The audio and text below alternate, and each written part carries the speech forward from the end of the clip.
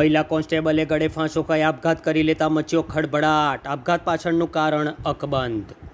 વડોદરા શહેરમાં આજે કપુરાઈ પોલીસ મથકમાં ફરજ બજાવતા 27 વર્ષીય મહિલા કોન્સ્ટેબલ પ્રિયંકા પ્રજાપતિએ પોતાના ઘરમાં પંખા સાથે દુપટ્ટો બાંધીને ફાંસો ખાઈ લીધો હતો. આજવારો નવજીવન પાસે રહેતી પ્રિયંકાએ તાજેતરમાં જ પીએસઆઈની પરીક્ષા પાસ કરી હતી.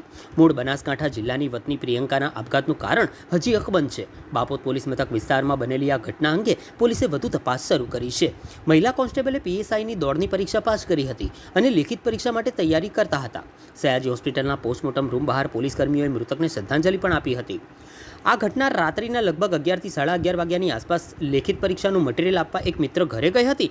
પોલીસ મિત્રે દરવાજો ખખડાવતા તેમને ના ખોલતા દરવાજો તોડી અંદર જોતા પ્રિયંકા પ્રજાપતિ પંખા પર ગળા ફાંસો ખાધેલી હાલતમાં મળી આવી હતી.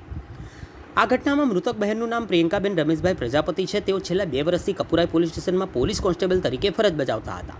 તેઓ નવજીવન વિસ્તારમાં વોર્ડ નંબર 5ની ઓફિસ સામે એકલા રહેતા હતા. તેઓ પીએસઆઈની પરીક્ષા તૈયારી કરતા હોવાથી છેલ્લા 10 દિવસથી રજા પર હતા. રાત્રે પોલીસને જાણ થઈ હતી કે બહેન ઘરનો દરવાજો ખોલતી નથી. જાણ થતાં જ ઇવેન્ટના માણસો તાત્કાલિક ત્યાં પહોંચી ગયા હતા અને દરવાજો અંદરથી બંધ હોવાથી સ્થળ પર જઈને જોયું તો પ્રિયંકાબેન ગળે ફાંસો ખાધેલી હાલતમાં મળી આવ્યા હતા. જેથી પોલીસના ઉચ્ચ અધિકારીઓ પણ ઘટના સ્થળે દોડી આવ્યા હતા અને આગળની કાર્યવાહી હાથ ધરી હતી. હાલ તો સયાજી હોસ્પિટલમાં કપુરાઈ પોલીસનો સ્ટાફ પણ દોડી ગયો હતો. આ ઉપરાંત મૃતકના પરિવારજનો પણ હોસ્પિટલમાં દોડી આવ્યા હતા. પોલીસ આ બાબતે તપાસ કરી રહી છે કે કોન્સ્ટેબલે આત્મહત્યા શા માટે કરી છે.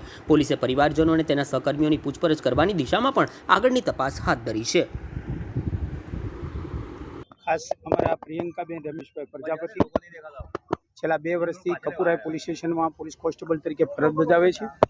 તેઓ નવજીવન જે વોર્ડ નંબર 5ની ઓફિસની સામે એકલા રહે છે અને પીએસઆઈમાંની તૈયારી કરતા હોવાથી છેલ્લા 10 દિવસથી રજા ઉપર હતા.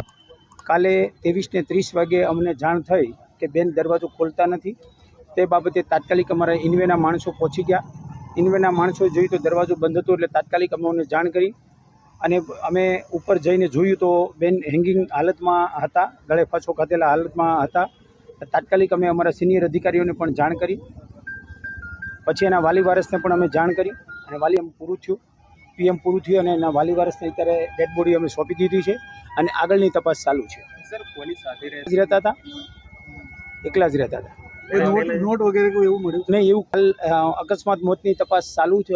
પીએમ પૂરું થયું અને આગળની તપાસ ચાલુ છે. તણાવ હતો કોઈ?